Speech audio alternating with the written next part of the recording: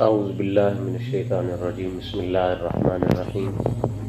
حاجی مولانا طارق جمیل صاحب کے بیٹے کی موت کی خبر سب لوگوں تک پہنچی ہے، عاصم جمیل، لیکن یہ ہے کہ اس میں طرح طرح کی باتیں ہیں، لوگ طرح طرح کی باتیں کر رہے ہیں۔ اس کی جو حقیقت ہے وہ یہ ہے کہ حاجی مولانا طارق جمیل صاحب کا یہ جو بیٹا تھا، یہ بڑے عرصے سے بچپن سے جو ہے نا ڈپریشن کے بہت زیادہ مریض تھے۔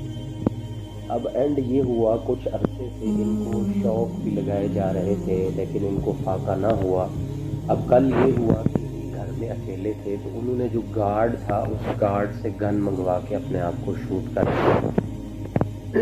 تو لوگ اور میڈیا طرح طرح کی باتیں کر رہے ہیں کہ کسی سے دشمنی کی یا حاجی مولانا طارق جمیل صاحب کو انہوں نے سمجھ کر کے مارا ہے۔